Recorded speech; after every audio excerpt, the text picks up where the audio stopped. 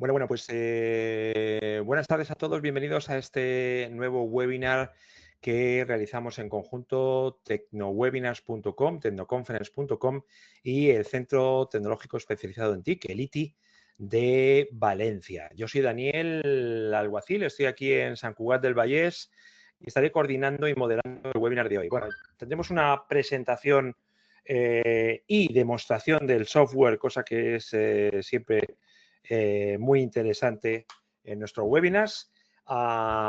Y desde ya podéis transmitirnos vuestras preguntas por el chat.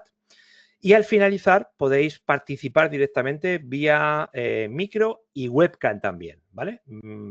Que nos encanta siempre, si podéis, mostrar la webcam y así nos podemos ver, o solo el micro, o por el chat, pero siempre preferimos que participéis directamente, que es como mucho más interactivo con la propia webcam. Más o menos, pues el webinar ya sabéis que dura en torno a 1 hora, hora y cuarto, depende de lo que nos alarguemos.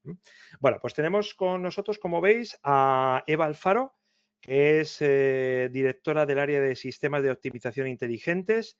Ella está en la Universidad Politécnica de Valencia. A ver cómo te escuchamos, Eva. Hola, ¿me oís? Bueno, no está en la Universidad Politécnica de Valencia, está en la oficina que tiene el ITI en la Universidad Politécnica de Valencia, ¿vale? Y luego también, te escuchamos perfectamente, Eva. Y luego también tenemos a José Molina, que es responsable de desarrollo de negocio y mercado en el ITI y que está en la oficina del ITI en el Parque Tecnológico de Paterna. ¿Qué tal estás, José? Hola, muy buenas tardes a todo el mundo. Pues encantado de estar aquí con vosotros. Perfecto, pues escuchamos perfectamente, así que si os parece, comienza José y nos vemos en el turno de preguntas. ¿Tengo sesión?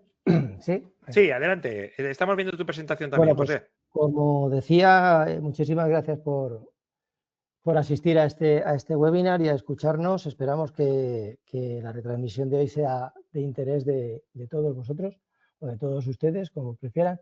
Y bueno, yo me presento, soy José Molina, llevo 10 años en el ITI, el Instituto Tecnológico de Informática, dentro del ámbito de desarrollo de negocio. En este momento soy responsable de todo lo que es la línea de investigación y de transferencia de los sistemas de optimización inteligentes y también responsable del canal indirecto de transferencia de tecnología al mercado. ¿Vale? Voy a empezar la presentación. Un momentito. Ahora. Diciendo quiénes somos, somos, como decía, el Instituto Tecnológico de Informática, un centro tecnológico privado de referencia a nivel nacional e incluso europeo, especializado en investigación, desarrollo e innovación en el ámbito de las tecnologías de la información y las comunicaciones. Nuestra actividad, como no, se centra en todo lo que sería investigar a nivel de tecnología, la generación de conocimiento y la transferencia de ese conocimiento pues, al mercado a diferentes ámbitos, como ahora veremos.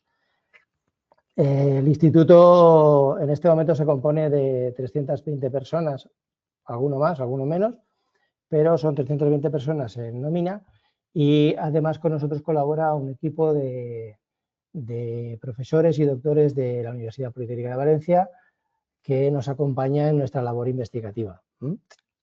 Contamos con alrededor de 400 clientes, más o menos, y trabajamos del orden de 150 proyectos de investigación y desarrollo y de transferencia de tecnología anualmente, más o menos.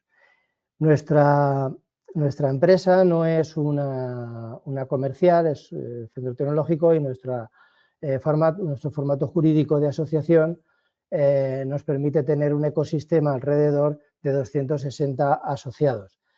La mayoría de ellos son empresas de tecnología también, que bien se nutren de, digamos, de la tecnología que nosotros vamos desarrollando, o bien vamos conjuntamente con ellos a desarrollar proyectos en empresas. Como decía, nuestra labor en principio pues sería la de la generación del conocimiento, la del desarrollo de nuevas tecnologías dentro del ámbito de la investigación y desarrollo y la transferencia de todo ese conocimiento a las empresas a través de unos equipos que tenemos conformados, que son de servicios tecnológicos y de desarrollo también de soluciones. Perdón. Dentro de nuestra actividad, la principal es la investigación y el desarrollo, y trabajamos en estas 7 líneas de investigación. Disculpen. La primera, que es la de sistemas de optimización inteligentes, es una de las líneas más tradicionales, lleva alrededor de 20 años de desarrollo con nosotros. Hoy en día la representa Eva Alfaro, que después explicará los pormenores de la línea y demás. Y otras líneas de investigación sobre las que trabajamos nosotros son el Internet de las Cosas, para desarrollo de tecnologías que puedan conectar cualquier cosa con cualquier cosa. Trabajamos también en el ámbito de Big Data, trabajamos en Cloud Computing, todo ello muy interrelacionado porque uno de nuestros focos es el ciclo completo del dato, y para ello pues tenemos que tener claras cuáles son las tecnologías que van a evolucionar y la tendencia de mercado hacia el futuro.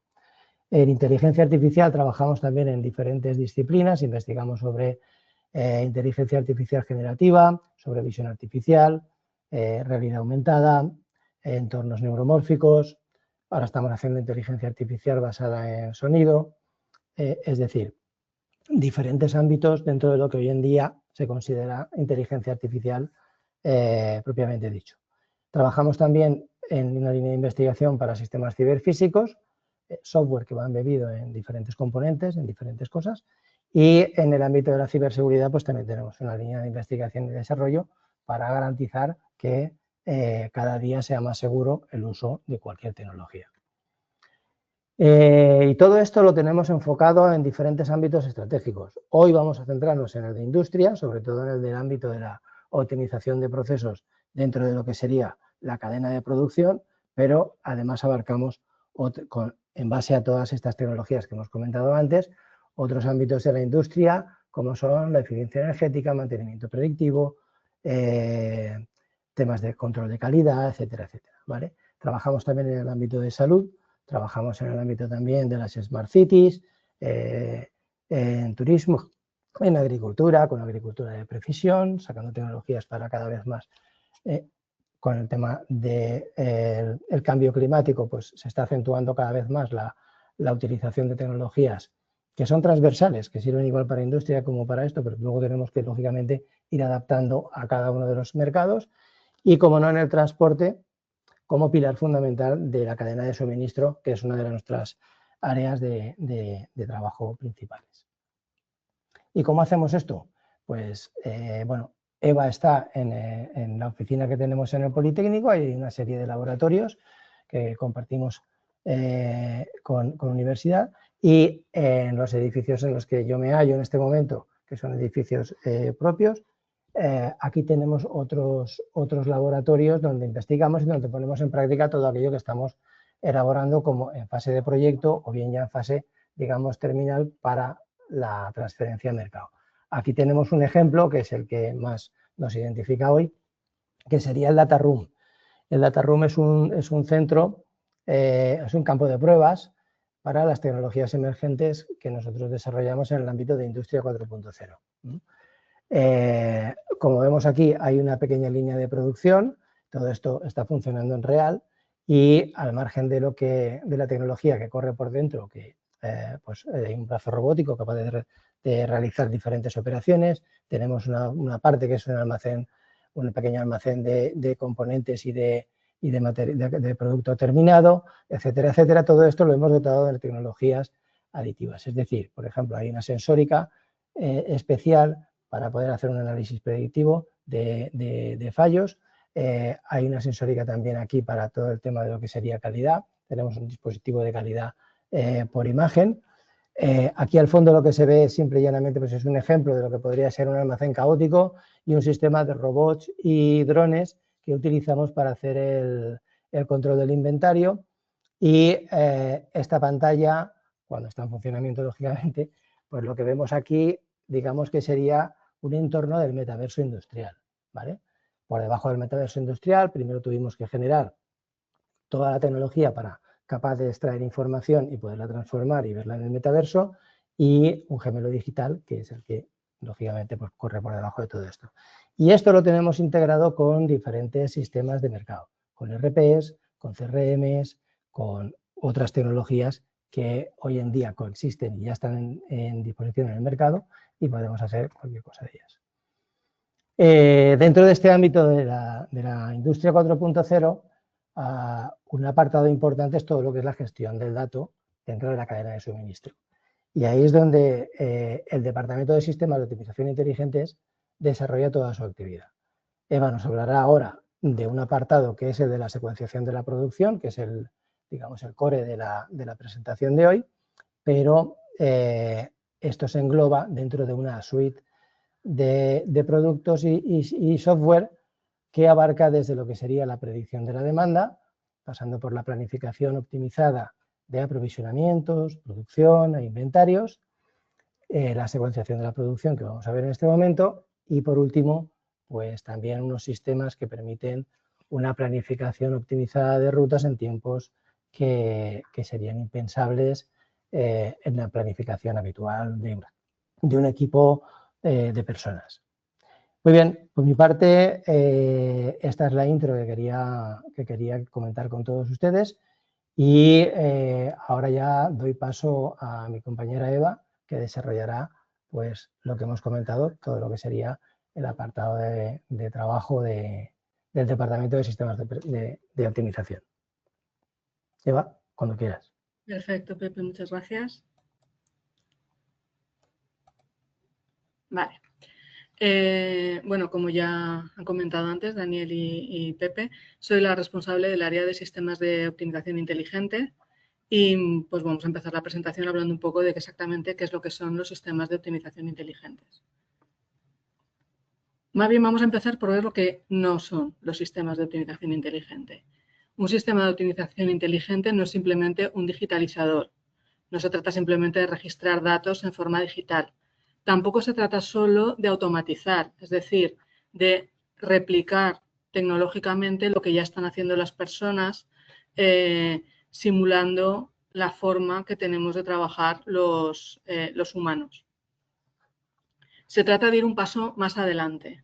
Creo que fue Bill Gates el que dijo una vez que automatizar un proceso ineficiente lo único que hace es aumentar la ineficiencia. Entonces, se trata de ir un pasito más allá. Está muy bien digitalizar, está muy bien automatizar, pero se trata de automatizar algo que funcione bien.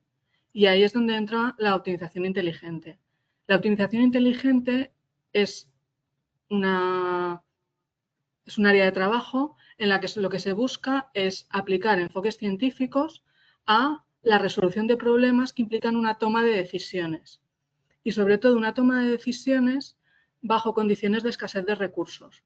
El tema de los recursos es clave. Normalmente, cuando no hay escasez de recursos, cuando hay muchos recursos, pues planificar, organizar, programar es fácil.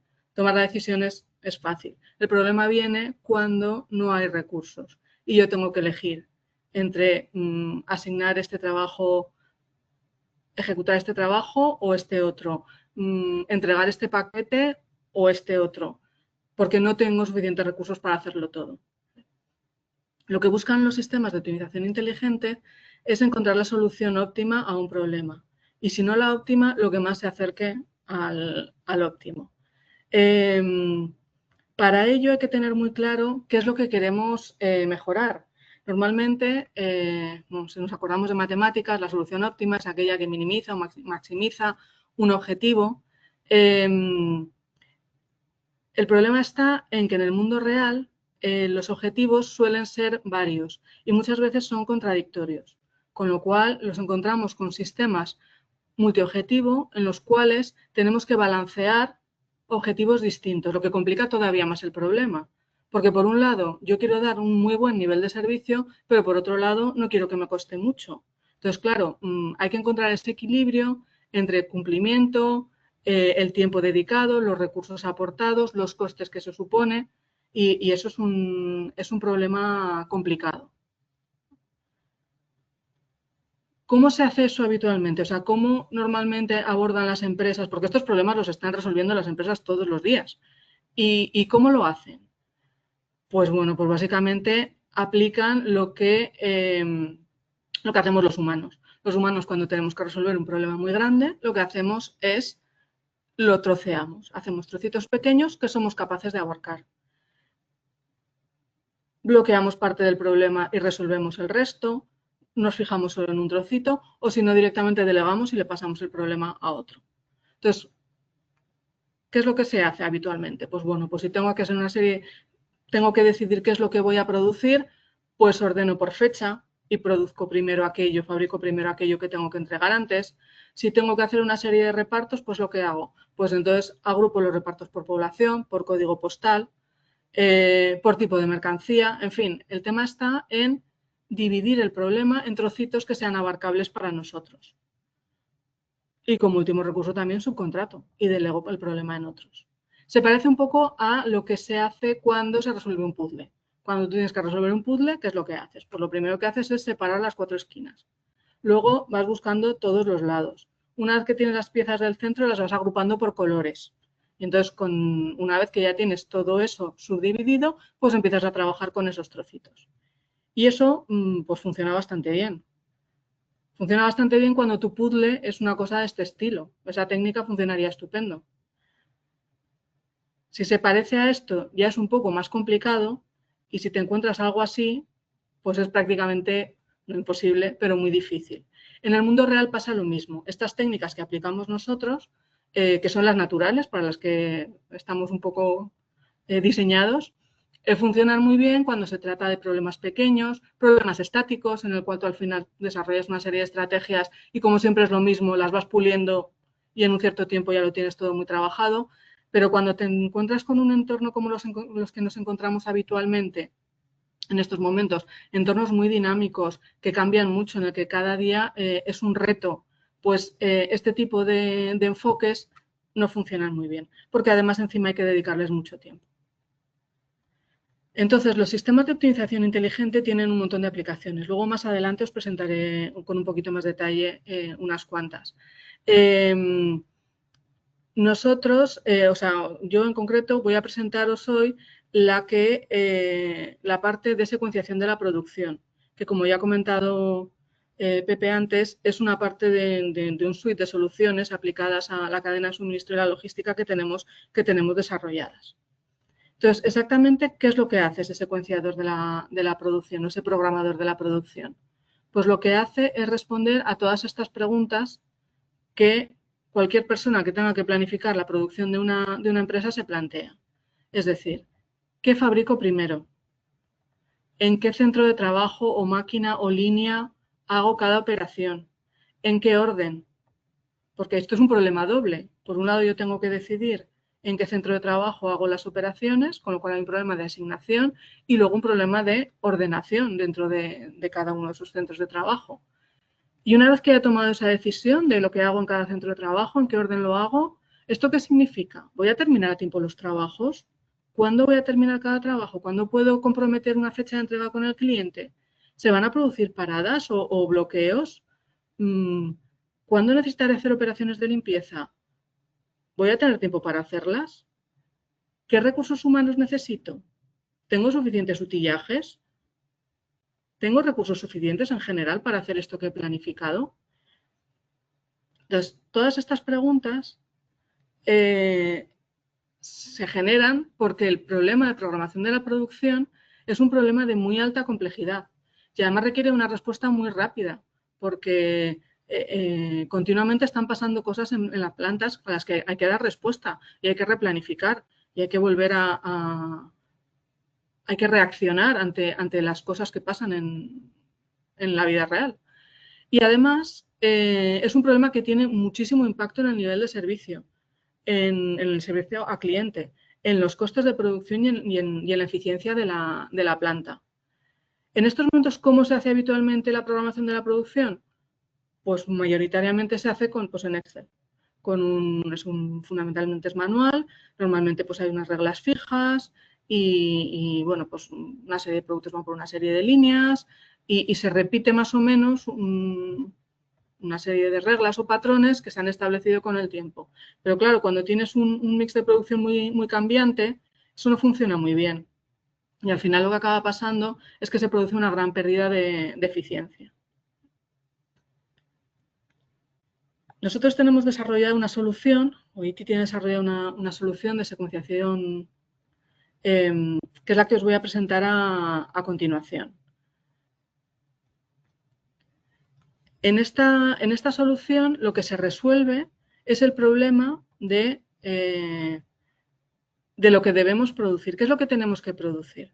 A ver, nosotros partimos de una serie de trabajos, que un trabajo es un producto que hay que producir en una cierta cantidad. Normalmente hay una fecha en la que debe estar finalizado porque hay un compromiso de entrega con un cliente y luego hay una prioridad porque pues, hay trabajos que son más prioritarios que otros porque hay clientes que son más prioritarios que otros. Y además pueden existir relaciones entre distintos trabajos. Y a su vez un trabajo está formado por una secuencia de operaciones, que son las diferentes estaciones de trabajo por las que tiene que pasar un producto para estar terminado. Y habitualmente hay que pasar por esas operaciones en un orden determinado. Entonces, el ejemplo que se ve aquí abajo, por ejemplo, es un ejemplo de fabricación de la industria cerámica. Pues en la industria cerámica normalmente un producto pasa primero por la etapa de prensado, luego por la de esmaltado, luego por la de horno, rectificado y por último la clasificación. Entonces, un trabajo acaba dividido en 5 operaciones, cada una de ellas correspondiente a una de esas etapas. Eso es lo que debemos producir. ¿Y qué contamos para producirlo? Pues contamos con, primero, una serie de máquinas, que son las estaciones de trabajo en las que se realizan las operaciones, que puede ser tanto una máquina física como una persona, que es la que realiza la operación. Y cada máquina puede realizar unas operaciones en algunos productos. Es muy habitual que en otros productos no pueda hacerla. Y a su vez tiene unos parámetros de rendimiento y velocidad en función de la operación y del producto. No todas las máquinas van a la misma velocidad para el mismo producto. Hay máquinas que producen un producto más rápido que otro. Y además también disponemos de recursos, que pueden ser tanto recursos humanos como utillajes que pueden ser necesarios para realizar algunas operaciones. Puede ser un molde, puede ser una herramienta. También se puede dar el caso de que una operación de un artículo requiera un operario y en cambio otra operación de otro artículo requiera 2. En fin, hay mucha variedad en cómo se puede configurar esa asignación de máquinas y recursos a las distintas operaciones. Y aquí tenemos lo que complica muchísimo el problema, que son todas las restricciones a las que hay que someter cualquier programación. Y una programación que no cumpla las restricciones de planta es que no es factible, no sirve para nada. ¿Qué tipo de restricciones tenemos? Por un lado, tenemos las fechas en los trabajos. Ya hemos hablado antes de que los trabajos suelen tener una fecha de entrega, pero también suelen tener una fecha de release, que es a partir de cuando se puede empezar el trabajo. Si, por ejemplo, depende de la llegada de una materia prima, pues hasta que no llegue esa materia prima el trabajo no puede comenzar. Luego, además, existen las relaciones de precedencia entre las operaciones derivadas de este orden que habitualmente siguen todas las operaciones de un trabajo definido por las distintas etapas de fabricación en la planta. Además, las operaciones ocupan tiempo de máquinas y tienen una necesidad de recursos. Ya hemos dicho que la velocidad depende de la máquina y del artículo y al final el tiempo total de una operación te viene dado por el artículo que vas a producir, la velocidad con la que esa máquina es capaz de producir ese artículo y la cantidad que vayas a producir, que también es variable, no todos los días se producen ni los mismos artículos ni las mismas cantidades. ¿Qué más tenemos? Tenemos también todos los tiempos de setup y de cambio, por máquina, por tipo de producto. No es lo mismo, si veis el ejemplo que he puesto abajo a la derecha, que refleja pues, una máquina envasadora en una fábrica de envasado de zumos. Si pasan de fabricar un zumo de piña a un zumo de tomate, el proceso de limpiado de la máquina es más corto que si pasan de un zumo de tomate a un zumo de piña. Pues simplemente por el color que tiene el zumo. Es más, hay que limpiarlo mejor cuando es tomate porque si no se contamina el color del zumo de piña. Mientras que en el otro sentido, pues a lo mejor no hace falta ser tan exhaustivo en la limpieza.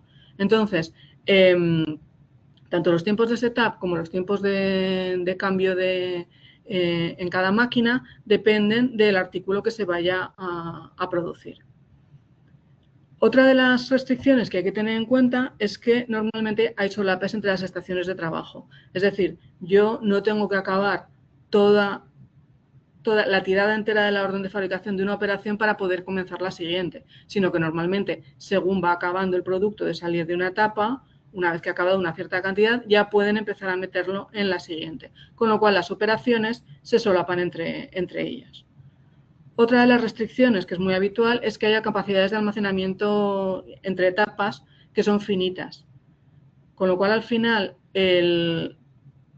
hay operaciones que no puedes ejecutar porque si las ejecutas, cuando acabes, no vas a tener sitio para almacenar ese semielaborado. Entonces, hasta que no consigas avanzar más en las operaciones que van después, no puedes lanzar esas operaciones anteriores porque estás condicionado por el buffer intermedio que tienes entre ambas etapas. Otro de los asuntos que hay que tener en cuenta es que no todos los artículos se pueden hacer en todas las máquinas, sino que las características del artículo, el tamaño, el grosor, la composición, lo que sea, en función del tipo de producción, determinan qué máquinas pueden hacer ese artículo y qué máquinas no pueden hacer ese artículo. Lo mismo pasa con los recursos humanos o cuando la operación la realiza un técnico. Hay técnicos que están capacitados para hacer cosas y hay técnicos que están capacitados para hacer otras. Otra de las condiciones o restricciones que se da con frecuencia es que la asignación de una operación a una máquina condiciona qué máquinas de la etapa siguiente pueden coger la siguiente operación, porque hay una relación entre las máquinas de una etapa con las máquinas de las etapas siguientes.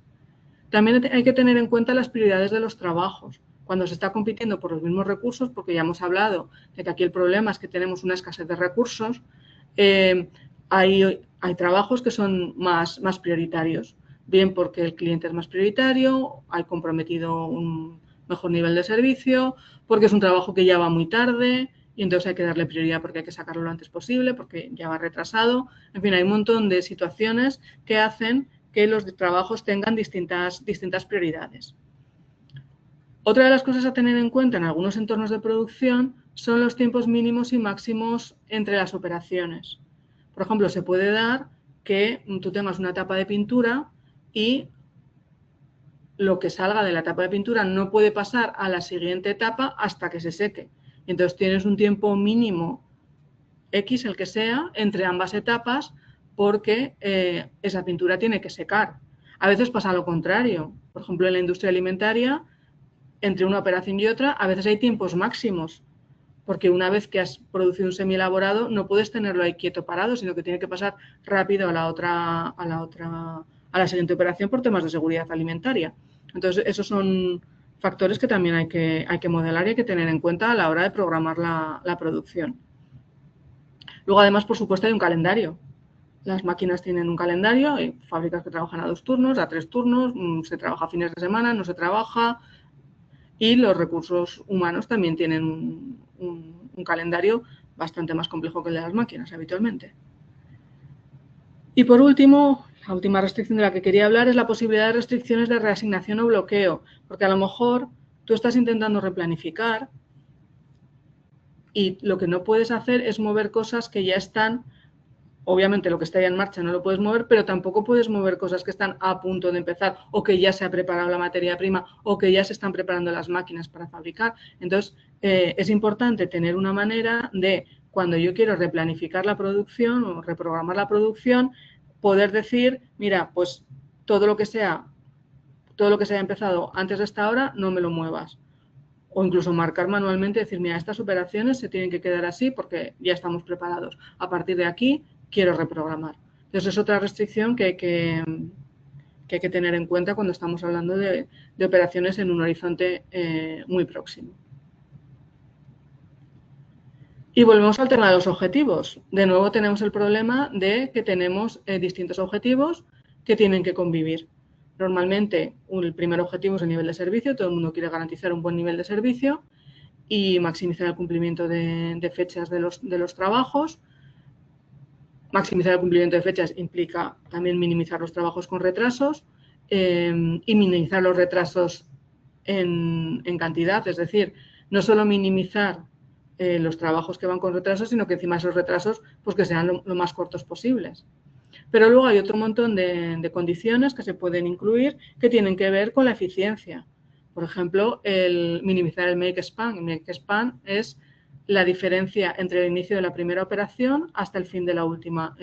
Lo que en el dibujo de la parte inferior derecha está marcado con 2 líneas rojas. Eso es el make span de esa programación. Entonces, yo lo que quiero es tener un buen nivel de servicio con un make span corto para poder fabricar en el menor tiempo posible.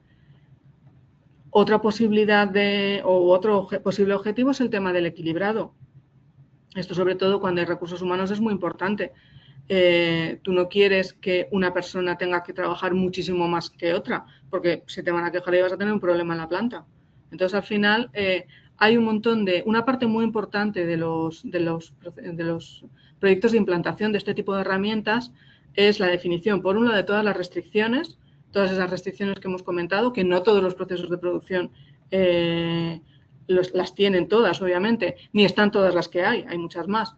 Pero una parte muy importante es definir bien las restricciones que tiene el proceso productivo y definir muy bien cuáles son los objetivos que se quieren cumplir. Y por último, lo que hemos visto hasta ahora es una programación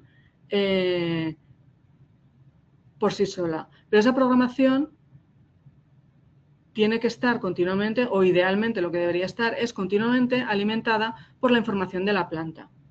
Porque si no, si yo programo una programación y después empiezan a pasar cosas y el optimizador no es consciente de todo eso que está pasando en la planta, es que esa programación no vale ya. Es que no hay manera de arreglarlo.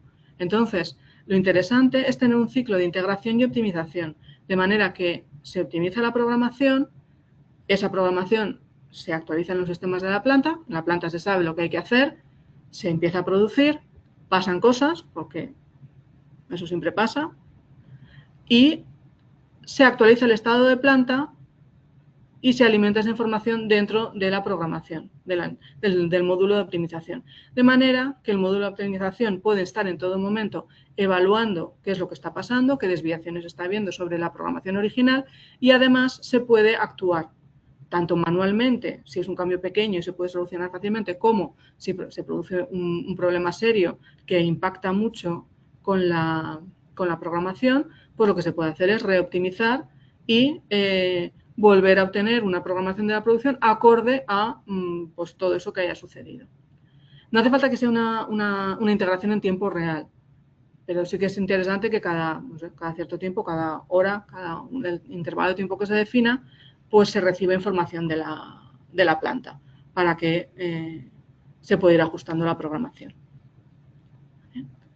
Os voy a enseñar ahora un ejemplo pequeñito que hemos hecho en nuestra herramienta de secuenciación. Entonces, el ejemplo a resolver es este que veis aquí. Si os fijáis, bueno, los artículos son tablas de skate. ¿Vale? Es una fábrica que fabrica tablas de skate. Hay distintos modelos con distintos tamaños. Y al final aquí lo que tenemos en total son 200 operaciones que corresponden a diversas órdenes de fabricación, cada una de ellas con 4 operaciones. Tenemos la orden de fabricación 1, que tiene la operación 1, la 2, la 3 y la 4, que corresponden a una etapa de cortado, otra de mecanizado, otra de montaje y otra de acabado. Son las 4 etapas que tenemos en esta fábrica. Entonces, cada artículo tiene una cantidad pendiente de fraccionar, es una operación de tipo producción, de fabricación, y tenemos una fecha de entrega final. Es un problema sencillo, si os fijáis las fechas son todas las mismas, no es una fecha muy condicionante y las restricciones que hemos puesto pues tampoco son muy estrictas. ¿Cómo hacemos esta fabricación? Pues para ello disponemos de 13 máquinas activas, 4 máquinas de corte, 3 máquinas de mecanizado, 3 de montaje y 3 de acabado. Cada una de estas máquinas tiene definida una velocidad por defecto y una serie de tiempos de cambios que ahora veremos que van en función del artículo que entra y del artículo que sale. Se podrían definir máquinas sucesoras, se podrían meter más restricciones, pero hemos querido hacer un ejemplo sencillito. Estas máquinas lo que tienen, por supuesto, es un calendario. Pues hay un calendario, esta fábrica se fabrica a 2 turnos, de 8 de la mañana a 11 de la noche. Y lo que tienen también definido son una serie de reglas y criterios en función de las características de los artículos.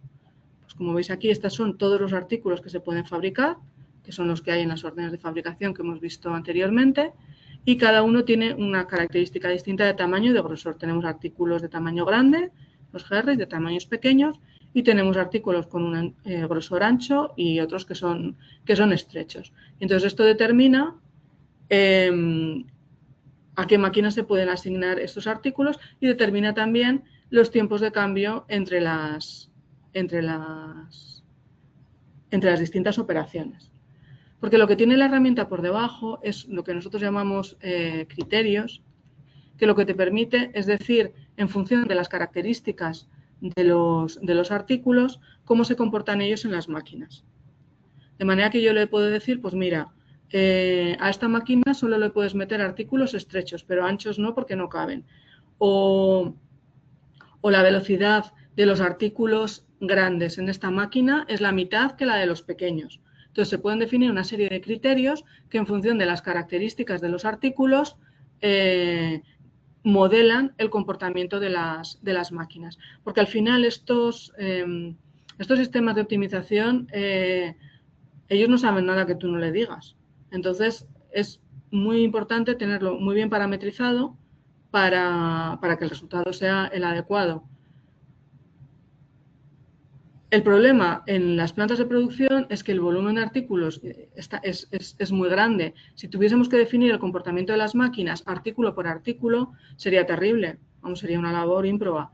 Entonces, tenemos este mecanismo de características que lo que permite es, pues eso, definir en función de las características del artículo su comportamiento. ¿Se crea un artículo nuevo? Pues lo caracterizo, digo cuál es su tamaño y cuál es su grosor. Obviamente, esto es una simplificación, obviamente en un entorno real pues hay más características y más complejas, pero la idea es esa, que de una manera sencilla tú puedas caracterizar un artículo y que el sistema sepa automáticamente cómo se comporta ese artículo en las distintas máquinas. Por ejemplo, en este caso que vemos aquí, pues en las cortadoras tenemos definido que el tiempo de cambio para pasar de un modelo estrecho a un modelo ancho es mucho más corto que si pasa de un modelo ancho a un modelo estrecho. Entonces, esto condiciona mucho la programación de la producción, porque hay que buscar siempre, intentar evitar lo máximo posible este tipo de cambios, porque si no se te dispara mucho el tiempo de producción. Bueno, pues con este modelito, con este problema, que en principio es muy sencillito y facilito, pues yo he hecho una solución manual, que es esta que veis aquí. Y me llevó bastante rato. Y eso que es fácil.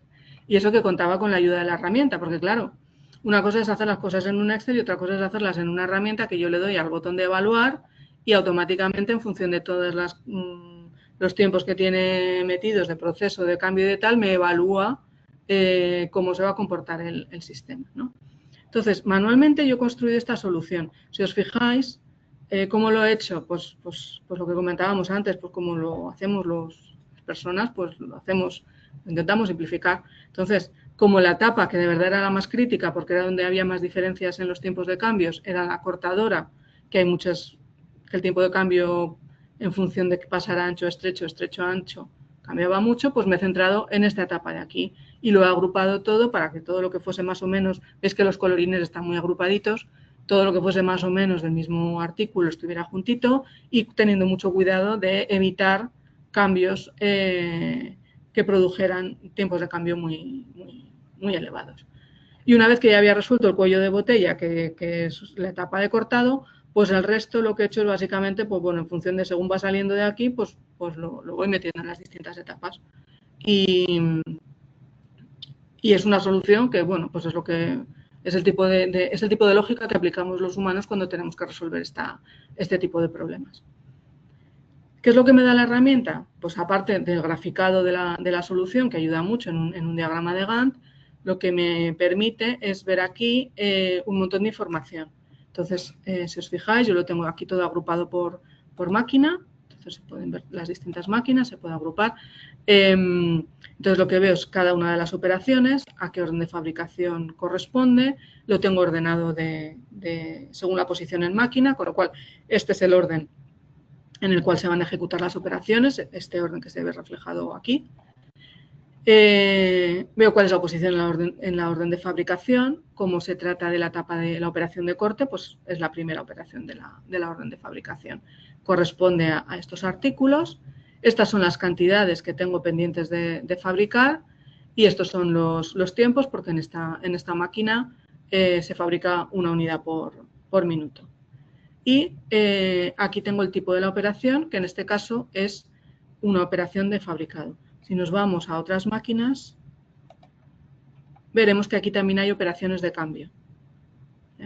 Entonces, el sistema me dice, vale, para pasar de este artículo a este de aquí, en medio tienes una operación de cambio. Y esa operación de cambio dura 30 minutos.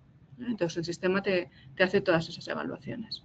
Y aquí lo que tengo pues es la hora de inicio del proceso, la hora de fin y si hay algún retraso con respecto a la fecha de entrega del producto, que pues no lo hay. Como son negativos es porque voy adelantada sobre esta fecha.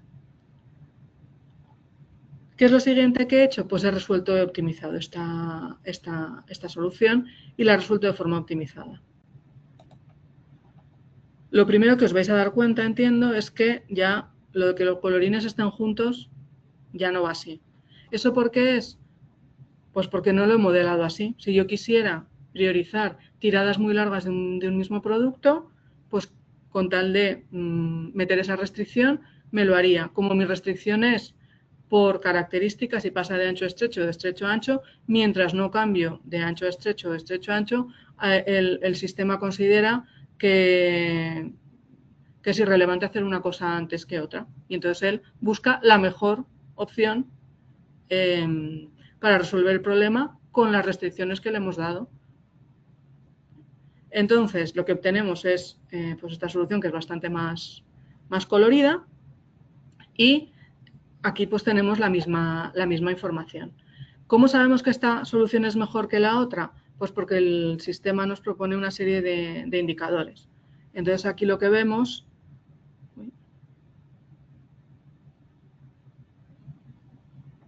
que no sé por qué está tardando tanto en cargar. Vale.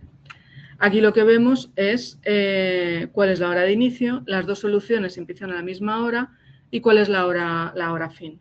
La otra solución acababa a las 14 horas. O sea, la solución que yo he hecho manualmente tarda 4 horas más que esta. Y luego lo que vemos aquí pues son un montón de indicadores sobre las operaciones programadas, los porcentajes de tiempo activo y productivo sobre el total de la jornada. Si se meten costes y cantidades de consumo, el sistema te los calcula. Esto lo vemos a nivel de indicador global y esto es a nivel de cada una de las máquinas. Entonces aquí vemos cuántos cambios se ha producido en cada una de las máquinas, las operaciones que hace cada máquina, si la máquina tiene alguna parada, los porcentajes de tipo de cambio, porcentajes de tiempo de parada, porcentaje de productividad, porcentaje activo y el coste y el consumo de cada una de las máquinas. No solo esta solución acaba antes, sino que lo hace con menos tiempos de cambio. En esta solución hay un 3% de tiempos de cambio en total, el promedio es de un 3%, o sea, el total es un 3%, y en cambio la otra solución tarda, es un 4,5% de tiempo de cambio. Otra de las informaciones que te da el sistema es una información gráfica. Podemos ver gráficas tanto a nivel de planta como a nivel de etapa, como a nivel de cada una de las máquinas. Y entonces vemos en cada una de las máquinas pues qué porcentaje son tiempos de productivos, qué porcentaje son tiempos de parada, no sé si en alguna aquí hay tiempos de cambio también. Entonces toda esta información nos la da también la herramienta.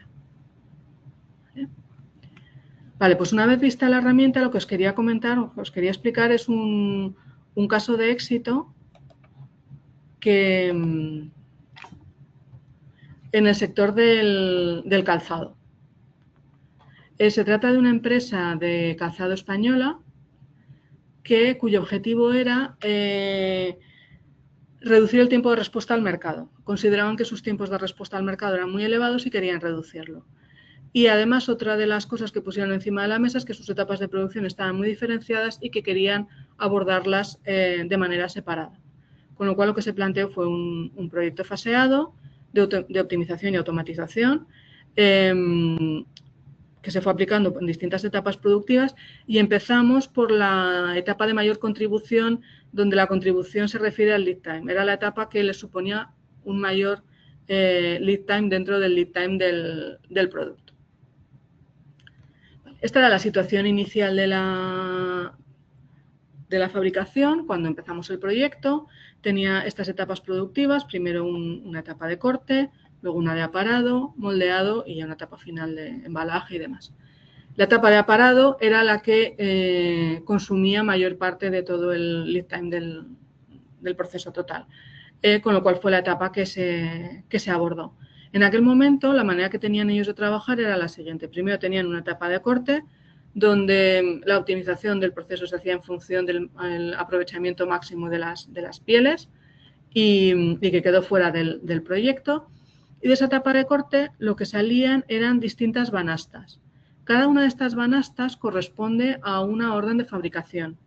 Y entonces en cada banasta están todas las piezas ya cortadas que hay que aparar para fabricar los zapatos que comprende esa orden de fabricación. Y no solo están las pieles, sino también están todos los accesorios que necesita ese zapato. Los remaches, en fin, cualquier cosa que se necesitara estaba en la banasta. Y hay banastas con más prioridad, que son representadas en rojos, y banastas menos prioritarias, que son las que están en verde. Entonces, en la etapa de aparado, lo que había es una configuración en U con una cinta transportadora, de manera que alrededor de la cinta estaban todas las aparadoras, cada una con su máquina. Y aquí, en el centro, había unas supervisoras que se encargaban de estas banastas, ir poniéndolas en la cinta y decir por medio del ordenador, o sea, fijaban en el ordenador a quién asignaba la banasta y entonces la cinta transportadora la llevaba a la persona que fuera y esa persona, cuando le llegaba la banasta, la cogía.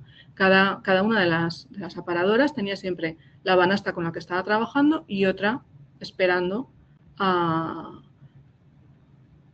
que acabase lo que tenía en curso, de manera que nunca se quedaban sin trabajo. Era un problema complejísimo porque cada una de estas banastas, o sea, la fabricación de cada uno de estos modelos tiene unas 60 operaciones de aparado.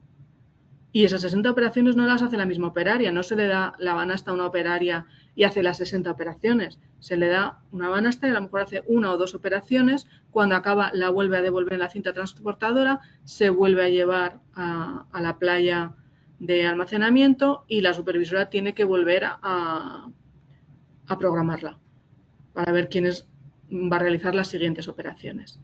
Cada una de las aparadoras tiene distinta capacitación. Hay cosas que saben hacer y cosas que no saben hacer, y luego además hay niveles de experiencia, con lo cual pues hay gente que lo hace más rápido que otras. Y no solo eso, sino que no todos los puestos tienen el mismo utillaje, con lo cual incluso si la persona lo sabe hacer, si su puesto de trabajo no tiene el utillaje adecuado para esa operación, no lo podía hacer. Lo que hacían las aparadoras es cuando empezaban una operación, lo reportaban, tenían un pequeño ordenador en el que reportaban el inicio de la operación y cuando la acababan reportaban el fin de la operación. De manera que las supervisoras desde el control sabían en cada momento qué operaria se le podía asignar más trabajo. Bueno, y ya por fin, pues cuando se iba acabando, cuando la banasta estaba ya completa, pues se depositaba en otra playa para pasar al proceso de moldear. Entonces, estamos hablando de un problema de secuenciación muy complicado. Primero tenemos el problema de que no todos los puestos y todas las máquinas pueden hacer lo mismo. La especialización de las personas de las aparadoras que están realizando las operaciones, que no todas pueden hacer lo mismo y no todas lo hacen igual de rápido. El tema del almacenamiento entre etapas, que era condicionante el tamaño de la playa de almacenamiento. Luego, además, como siempre que trabajamos con recursos humanos, hay un tema de turnos y calendario. Pues las personas tienes una jornada laboral, hay festivos, hay permisos, hay bajas, en fin. Las velocidades y tiempos, no todas trabajan a la misma velocidad. También hay tiempos de setup y de cambio, porque si yo estoy haciendo un pespunte con un hilo rojo, pero el siguiente zapato que recibo, el pespunte es negro, pues tengo que cambiar el hilo de la máquina o hacer otro tipo de labores para poder acondicionar el utillaje a lo que voy a tener que hacer. Y a todo esto hay que añadir que muchas de las operaciones están externalizadas, con lo cual a lo mejor una banasta, se habían hecho 40 operaciones de esa banasta, entonces salía unas operaciones externalizadas y luego volvía y hay que seguir realizando el resto de las operaciones. Y por supuesto, además, pues hay anulaciones de órdenes de fabricación, hay cuñas que entran porque de repente entra una orden que es muy prioritaria, se producen incidencias pues porque las máquinas se estropean, porque hay una baja, en fin, pues lo que pasa habitualmente en cualquier entorno laboral. Entonces, el proyecto este se abordó en 2 fases. En la primera fase, lo que se hizo fue implantar un optimizador. Se implantó un optimizador que lo que hacía era recibía información de la salida de corte, con lo cual sabía qué es lo que teníamos en la playa listo para parar, y todo ese reporte de tareas que hacían las aparadoras de inicio a fin de tarea, pues también iba recibiendo esa información. Y con toda esta información le decía a las supervisoras a dónde tenían que mandar las banastas.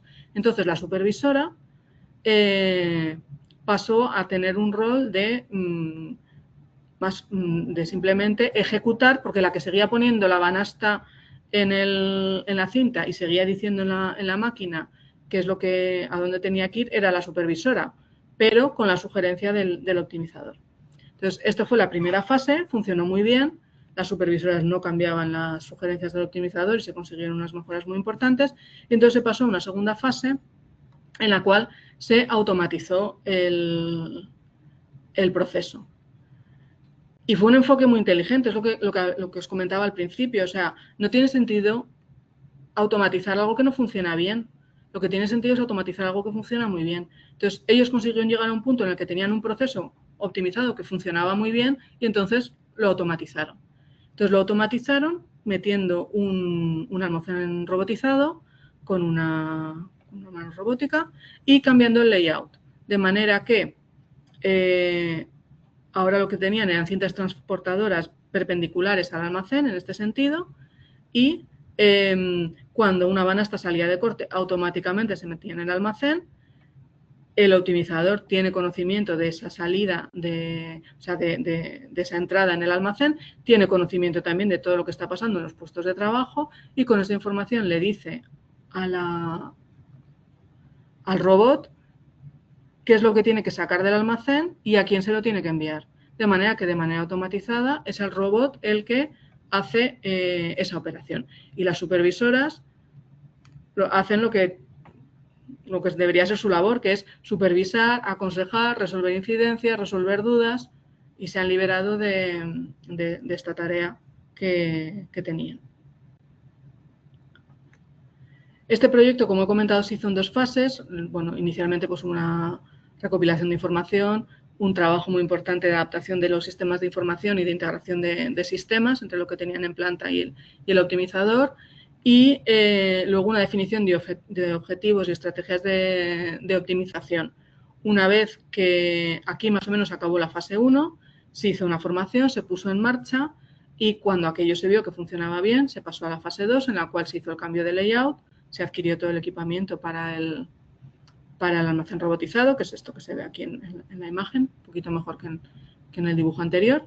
Y de nuevo pues se hizo la formación y la puesta en marcha de la fase 2. Aparte de esto de este caso de éxito que os he comentado, pues hay otras muchas aplicaciones que se pueden resolver con sistemas de optimización.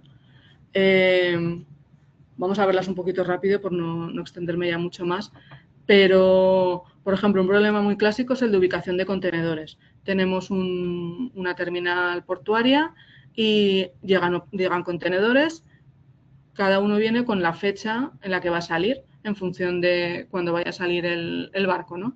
Y entonces hay que posicionarlo. Pero los movimientos, las remociones, que son los movimientos de cada uno de estos contenedores, son carísimos. Claro, si yo tengo que sacar este de aquí, previamente tengo que mover los dos de arriba.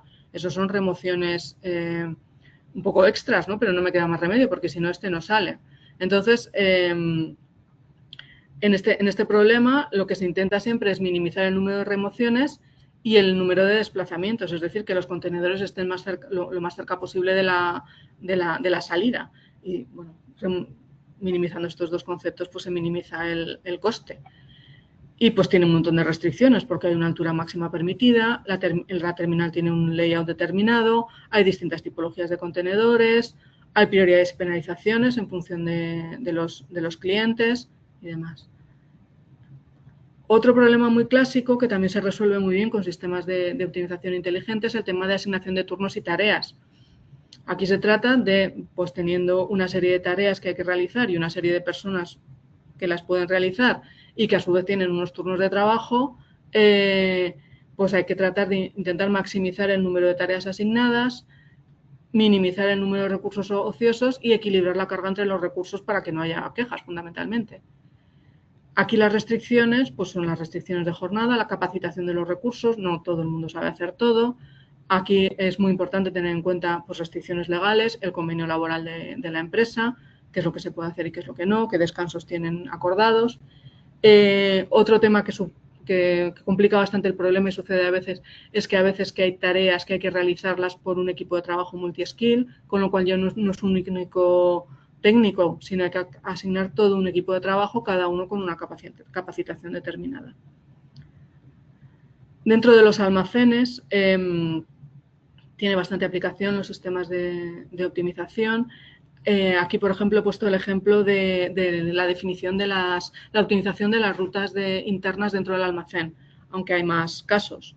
Pero bueno, se trata pues, de que las personas o los vehículos que hacen el picking en los almacenes se les den unas rutas optimizadas para ir a recoger o a posicionar la mercancía, de manera que se reducen los tiempos de desplazamiento, aumenta la productividad, se disminuyen los costes operativos y todo esto, desde luego, pues tiene una serie de restricciones muy evidentes. La primera es el diseño del almacén, cómo son los pasillos, cómo está organizado, la accesibilidad, a lo mejor no todas las máquinas pueden acceder a todo el almacén, qué capacidad de carga tiene el operario si se hace el picking a mano o el vehículo, cuál es la ventana de tiempo de la operación, porque a mí me puede interesar hacer una operación tarde, pero si el vehículo que tengo que cargar está esperando ya en la puerta, pues no puede ser.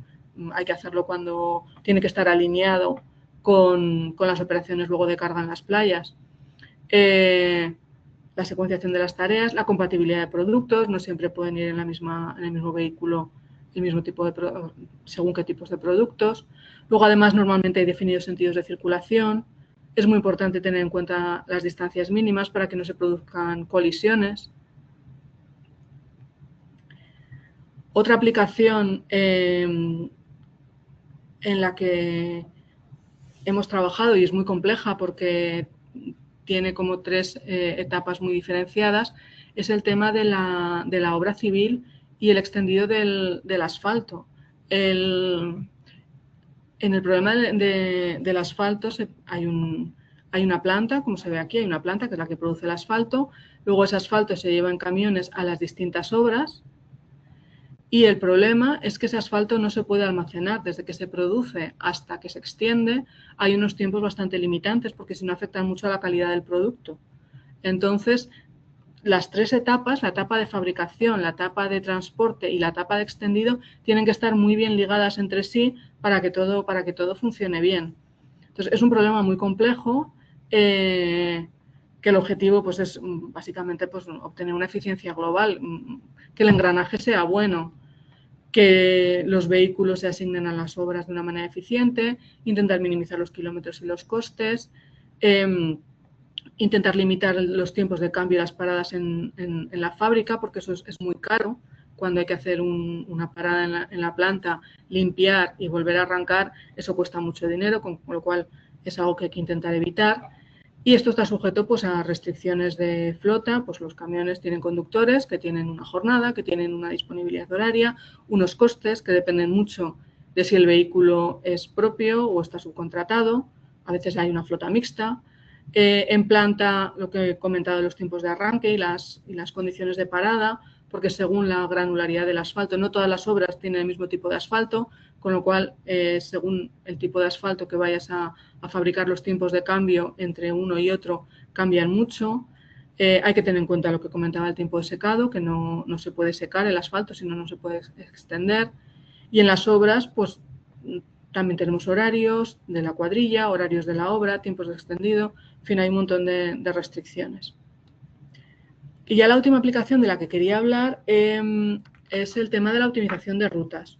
La optimización de rutas es un ejemplo muy clásico en el cual hay que hacer una serie de entregas o servicios o recogidas, en la cual hay que ir a una serie de puntos y se dispone para ello de una flota. Entonces, normalmente pues, lo que se quiere es maximizar las entregas, cumplir el horario, normalmente hay unas ventanas de entrega, entonces se quiere cumplir ese horario, maximizar la ocupación de los vehículos, minimizar viajes, minimizar costes, minimizar kilómetros, minimizar emisiones. Todas estas son cosas que normalmente pues, se ponen encima de la mesa cuando se intenta hacer un proyecto de optimización de rutas. Y a veces también hay un problema de equilibrado de carga, porque normalmente los algoritmos de optimización de rutas lo que hacen es minimizar el número de vehículos. Porque claro, a nivel de coste es lo más barato. Cuanto menos vehículos uses, más barato es la solución. Pero a veces tienes un problema, porque si tú tienes una serie de vehículos subcontratados o vehículos propios, a veces las empresas lo que te dicen es no, dame la mejor solución, pero usando toda la flota, porque yo no puedo dejar a alguien en casa. Entonces, bueno, pues es una de las cosas que hay que valorar. Y este problema pues tiene un montón de restricciones, pues desde restricciones de depósitos y muelles hasta el tipo de flota, porque tenemos flotas pues con distintos tamaños, con cuestiones de accesibilidad, hay vehículos que pueden acceder a un sitio, hay otros vehículos que no pueden acceder, horarios de los conductores que marcan la disponibilidad del vehículo, si tienen equipo de frío, si no tienen equipo de frío. Luego, además, pues está el tema de los clientes y sus horarios, y que normalmente es una demanda variable, con lo cual la solución que te sirve un día no te sirve al día siguiente. Todo esto tiene asociado unos costes, unas prioridades. En el tema de rutas es muy importante que la red es asimétrica, que no vas por el mismo camino para ir de A a B que de B a A, porque sobre todo en ciudad los sentidos de circulación son muy relevantes. Y luego además está el tema también de la tipología de servicios. Hay distintos servicios que se pueden hacer y eso también afecta al problema en sí.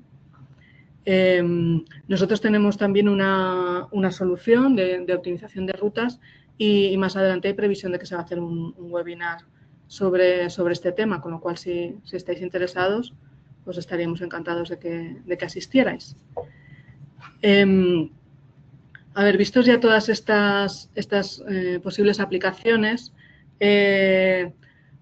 un poco la cuestión, yo entiendo que se plantearía una empresa también es, bueno, ¿por dónde empiezo? ¿No? De todo esto, ¿qué es lo que me interesaría abordar? ¿O qué me interesaría abordar primero? ¿O tengo un nivel de madurez digital, de datos suficiente para poder abordar cualquiera de estas soluciones? Entonces, mi compañero Pepe, le doy paso para que nos cuente un poco cómo se puede resolver ese problema.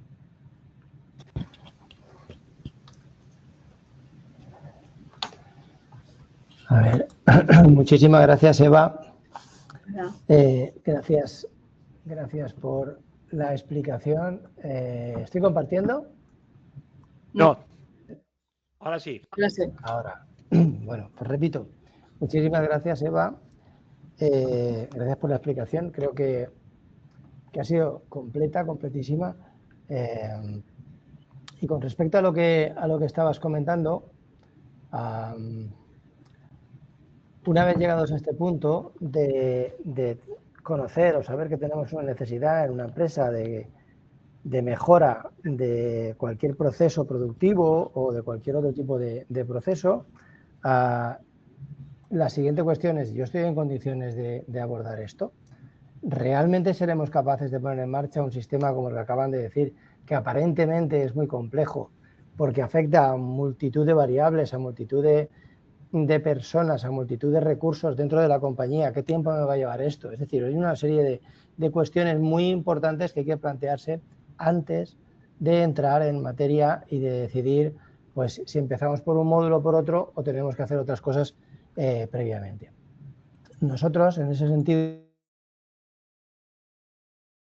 también hemos creado un área de servicios tecnológicos, servicios avanzados, de digitalización que abarca muchísimas problemáticas y que yo hoy quiero centrar en una que afecta especialmente a este tipo de proyectos, que es el área de digitalización industrial. El área de digitalización industrial tiene la sede también aquí en el centro de Paterna. De hecho, están pegados al Data Room, que es el centro demostrador que he enseñado antes, porque de ahí se nutren de algunas cuestiones que luego también trasladan a las compañías, y de las compañías se nutren de algunas cuestiones que luego trasladamos como retos para solucionar en un entorno controlado dentro de este Data Room, ¿no? Digo esto porque el área de digitalización industrial está conformada por personal especializado en hacer diagnósticos avanzados de digitalización. ¿Qué es un diagnóstico avanzado de digitalización? Pues ni más ni menos que un pequeño desembarco en la empresa para identificar y generar oportunidades, en la mayoría de casos. Cuando ya tenemos en este caso, cuando ya tenemos una necesidad detectada y queremos implantar algo, pues lo que se hace es un poco orientar este diagnóstico a ver si todo el entorno de la compañía o todo aquello que va a abarcar o que va a implicar un cambio dentro de la compañía realmente lo puede soportar, o qué pasos habría que dar para al final poder poner en marcha todo esto, ¿no? Todo eso con un acompañamiento. ¿En qué consiste un diagnóstico estándar, digamos así, de digitalización de los que hacemos nosotros? Pues en principio se basa en 5 áreas fundamentales. Necesitamos conocer cuál es la estrategia de la compañía para alinear todo lo que sería la digitalización de la compañía y que sea capaz de, digamos, de absorber y de soportar todo el crecimiento o toda la estrategia de crecimiento que tenga cualquier empresa. En segundo término, y ya centrando en cada área, se analizan los procesos, qué nivel de digitalización hay en cada proceso, qué nivel de integración tienen entre ellos, y de automatización también, porque es importante saber que primero va la automatización, después vendría la optimización. Hay que analizar la organización desde la base, lo que es la estructura organizativa, realmente si el organigrama pues está bien definido, y además los modelos de relación que hay entre departamentos, por supuesto, y las capacidades y cualificación y habilidades tecnológicas que tiene cada componente. Esto es muy importante porque de nada sirve tener un sistema o intentar implantar un sistema de este estilo si quien lo tiene que manejar pues no tiene la cualificación o no tiene la formación adecuada para manejarlo, o simplemente no le da el valor que realmente tiene una aplicación de este estilo. También hay que analizar la infraestructura, por si hay elementos muy antiguos, elementos que son incompatibles, todo lo que haya que armonizar para poder adoptar después estas herramientas de optimización. Y por supuesto, y cómo no, pues también el grado de inteligencia que pueden tener los productos. Todos conocemos ese dicho que hay, que en algún momento la nevera nos podrá decir al móvil que tenemos que comprar leche porque se nos está acabando, que la verdura se va a hacer mala si no nos hacemos un hervido esta noche que viene, porque ya está un poco pocha, ¿no? Porque esto vendrá. Pero no solamente es esto. Hay empresas que se dedican a la venta de maquinaria industrial o a mantenimientos y hay dispositivos que se podrían, digamos, dotar de una inteligencia y esa inteligencia revertirla sobre el sistema, que además repercutiría sobre el sistema de optimización, porque podría entrar a modo de una petición de servicio o una petición de una orden de producción, de un recambio o de lo que fuera, ¿correcto? Muy bien, y con todo esto, nosotros lo que al final terminamos ofreciendo a las empresas es una hoja de ruta de digitalización.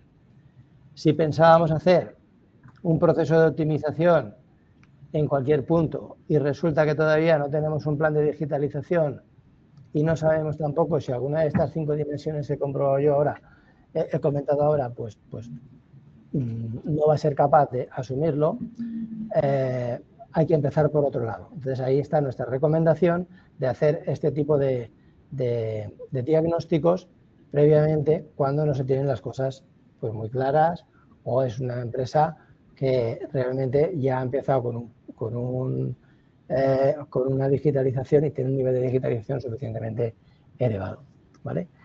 Bien, y dicho esto, a partir de aquí ya es la empresa la que decide y es la empresa la que, si quiere continuar sola ese camino de digitalización, pues lo puede hacer y si no, pues puede contar con nosotros o con nuestra red de distribuidores para ese proceso, ¿vale? Y hasta aquí el contenido que les queríamos ofrecer hoy. Muchísimas gracias por su atención, por esta casi hora y cuarto que llevamos de sesión. Y si hay alguna cuestión, alguna pregunta que se quiera formular, pues estaremos aquí ahora mismo dispuestos a resolverla, encantados. Voy a echar atrás, voy a dejar un poco, por tener un poco más de contexto, en esta slide, que creo que es la que mejor resume todo lo que ha contado Eva, y que sea un poco la fuente de esa curiosidad que esperamos haber detectado en todos ustedes. Daniel, por favor, cuando quieras, pasas al turno de preguntas. Ok, muchas gracias José y Eva por la presentación y efectivamente pasamos al turno de preguntas. Recordaros que podéis hacerlas vía webcam directamente. Ahora mismo podréis abriros la webcam y hacer la pregunta a José, comentario a José y a Eva, o a José o a Eva. También podéis abrir solo el micro si queréis o hacerlo por el chat, ¿vale? Directamente. Y si no os aclaráis, levantáis la mano y nosotros os damos os abrimos el micro o webcam, lo que queráis, ¿vale? Aprovechad que tenemos aquí a los dos expertos para hacer comentarios o preguntas, que luego cuando estamos con el vídeo, bueno, ahora se puede preguntar a los asistentes de inteligencia artificial sobre el vídeo, pero es mejor tener a las personas directamente. Bueno, antes de nada, entonces, efectivamente me gustaría aclarar de cara a la audiencia que vuestro sistema ForPlanner es un sistema que ayuda a optimizar operaciones complejas en general de las empresas, ¿vale? Y hoy ahí tenéis, entiendo que tenéis como una serie ya de verticales o de casos de uso ya desarrollados, ¿vale? Pero en general se podría decir que es un sistema que ayuda a optimizar operaciones complejas en empresas, para empezar, digamos, para situarlo, por así decirlo. Luego Sí, entramos en lo que nos hemos centrado hoy más, que es la secuenciación y la producción. ¿Es cierto lo que estoy diciendo?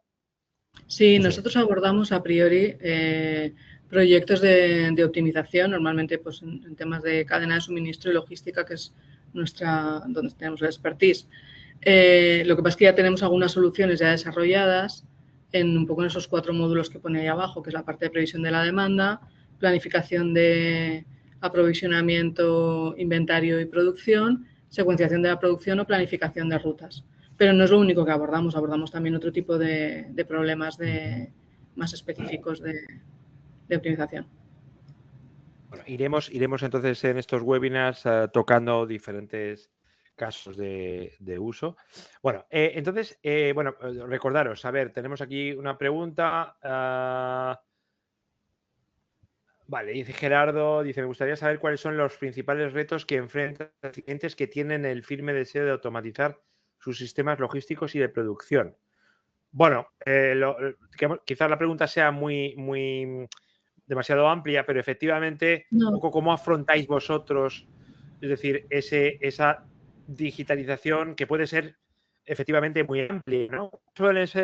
¿Qué suele ser lo más complicado, por así decirlo, a la hora de ponerlos a trabajar? Quizá directamente definir y aclarar los procesos que tiene la empresa y luego que vosotros ayudéis a explicar cuáles son los procesos en los que podríais empezar a intervenir. A ver, nosotros todos los proyectos los empezamos con una fase de análisis, en la que analizamos los procesos de la empresa y vemos un poco en qué punto están. Y eso sirve mucho para clarificar cuál va a ser el alcance del proyecto. Uno de los problemas o de las cosas que suele pasar con frecuencia es el tema de los datos. Hay muchas empresas que no tienen suficientes datos o que tienen que hacer, antes de empezar los proyectos, un tema de captación de datos porque el volumen de datos que se requiere es importante, sobre todo en el tema de secuenciación.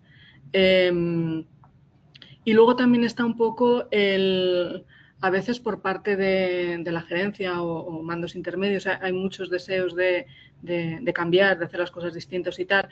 Y luego, cuando te encuentras con la persona que de verdad está haciendo el proceso, siempre hay un poquito de miedo al cambio. No digo rechazo, miedo al cambio. Resistencia al cambio. Hay una cierta resistencia, efectivamente. Entonces, pues un poco hay que hacer una labor también de acompañamiento para esa persona, porque al fin y al cabo es que le va a simplificar la vida mucho. Entonces, luego además también ahí hay un tema de como he comentado durante la presentación, el tipo de soluciones que proponen estos sistemas no se parecen a las soluciones que pensamos los humanos.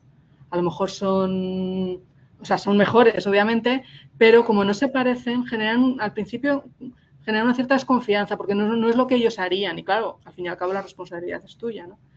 Y luego, por supuesto, está el tema de los objetivos. Hay que definir muy bien cuáles son los objetivos. Esto yo siempre cuento un ejemplo, pero es que fue así. O sea, después de hacer toda una implantación de un proyecto de optimización de rutas en una empresa muy grande, en cuanto lo ponemos en producción, y les minimiza vehículos tremendamente, pues nos dicen que claro que eso no puede ser, porque entonces están en un momento de valle y cuando llegue el pico no van a tener vehículos para hacer el reparto, que hay que repartir. Entonces, a ver, el objetivo del algoritmo es totalmente distinto si tú lo que intentas es minimizar vehículos que si intentas repartir carga entre vehículos. Entonces, definir los objetivos es súper importante. Claro. Yo abundaría un poco más y diría que, dada un poco la ambigüedad de la cuestión, de la pregunta, que es muy amplia, empezaría por hacer ese diagnóstico de digitalización que he comentado al final de la ponencia. De ahí es de donde se extraerá lo que son... El diagnóstico viene a hacer un DAFO también dentro de las compañías, en cada uno de los ámbitos de trabajo o de enfoque que tiene ese diagnóstico, y a partir de ahí se van a detectar absolutamente todas las carencias, todas las ventajas y todo el estado actual de la compañía. Eso, acompañado de la pregunta clave, que es hacia dónde quiere ir la compañía, nos dará un resultado bastante fiable de por dónde se tiene que empezar. Entonces, a partir de aquí nosotros ya desarrollamos esa hoja de ruta y esa hoja de ruta es la que va a dar respuesta por completo a esa cuestión. Ok. Bien, siempre estamos con al final el factor humano. Una cosa importante que me quería... bueno, recordaros, tenemos unos minutos, aprovechar, intervenir directamente con la webcam o micro. Nos gustaría escuchar o ver incluso a alguno de vosotros directamente con la webcam o el chat. Aprovechar, tenemos unos minutos todavía, ¿vale?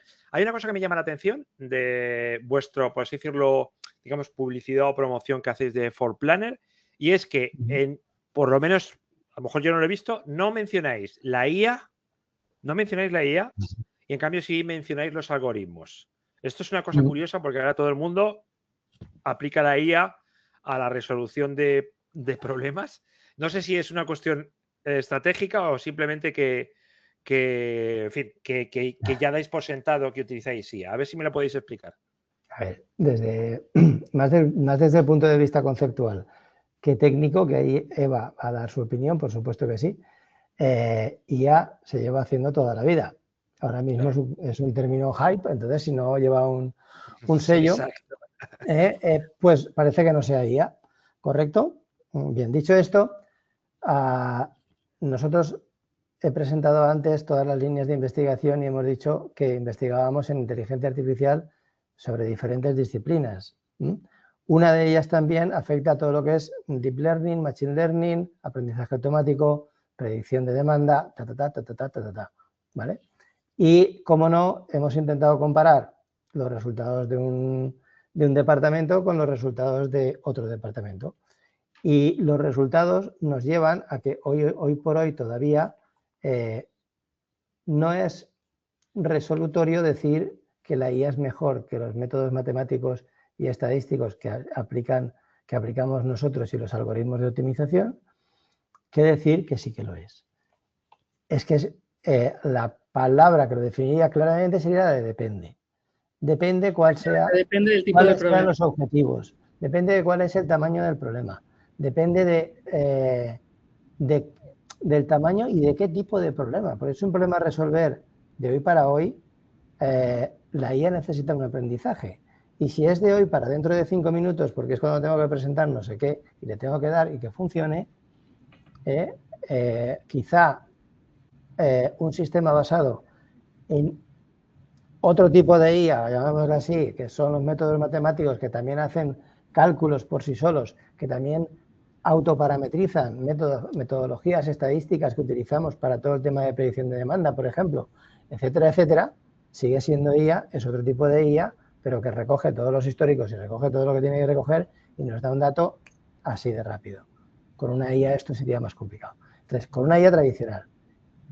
Nosotros estamos a punto de introducir dentro de los sistemas modelos de IA de los que hoy por hoy se les puede denominar así o está vulgarmente conocido como IA, ¿correcto?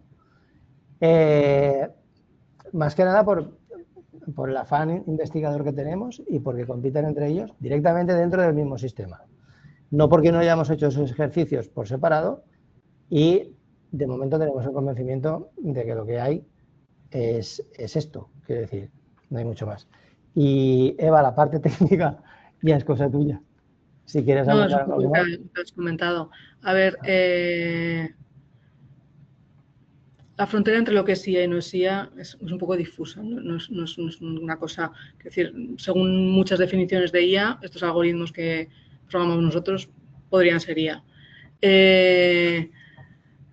Pero si nos vamos a la definición más purista de IA, el tema con la IA es que si para estos algoritmos hace falta datos, para la inteligencia artificial hacen falta muchos más. Y eso normalmente es un problema, porque tú tienes que entrenar con un histórico de muchísimo tiempo. Entonces, si es difícil conseguir datos de planta en estos momentos, imagínate conseguir un histórico de datos de los últimos no se sabe cuántos. Entonces, hay cosas que de momento se abordan mejor con otro tipo de estrategias. Eso no quiere decir que, vamos, a la velocidad que va la IA, en un futuro próximo no se puedan obtener. Y luego además la IA tiene otra cosa, que es que si tú a la IA la entrenas con los resultados que... Si yo cojo a una IA y la entreno con, vamos a suponer que tengo los datos, con las programaciones que se han estado haciendo en una empresa durante el último año, pues yo la entreno y al momento, vamos, al día siguiente me hace una programación, pero me hace una programación siguiendo los mismos criterios que tiene la persona, el planificador que los ha estado haciendo durante todo el año. Que a lo mejor es fantástico y es lo que necesita la empresa, porque no necesita más. Pero claro, ahí no hay una optimización. Estamos un poco replicando, porque la IA ha aprendido cómo lo hace esa persona y replica. Claro. Entonces, en fin, a ver, es un campo súper interesante y hay un mogollón de cosas a hacer. Nosotros ya tenemos, en la parte, por ejemplo, de previsión de la demanda, ya tenemos modelos de IA que funcionan muy bien, los ponemos a competir con otros modelos clásicos, pero en la parte de secuenciación lo que usamos en estos momentos no son modelos de IA. Perfecto, pues súper interesante. Yo creo que la respuesta que habéis dado, súper interesante y muy práctica también. Vale, bueno, pues vamos a ir terminando. A ver, aquí tenemos alguna pregunta. Bueno, yo creo que sí, esta pregunta que dice ¿cuánto tiempo dura un proyecto de este tipo? Bueno, yo creo que es complicado. Yo me gustaría traduciros esta pregunta.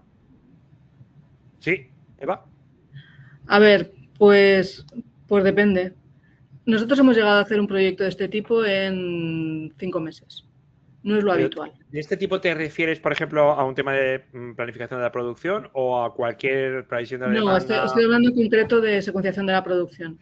Nosotros Ajá. hemos llegado a hacer un proyecto de secuenciación de la producción en 5 meses. O sea, se puede, pero se hizo en una empresa bastante grande y con muchísima implicación y con un equipo por su parte dedicado. No es lo habitual. Lo habitual es que estemos hablando de 9 meses. 8 o 9 meses, una cosa así. Pero bueno, por supuesto, esto es un tiro al aire. A ver, depende del tamaño de la empresa, depende de la dificultad del problema, vamos, depende de muchísimas cosas, pero vamos, estamos hablando de ese rango. Vale, no, yo lo decía porque...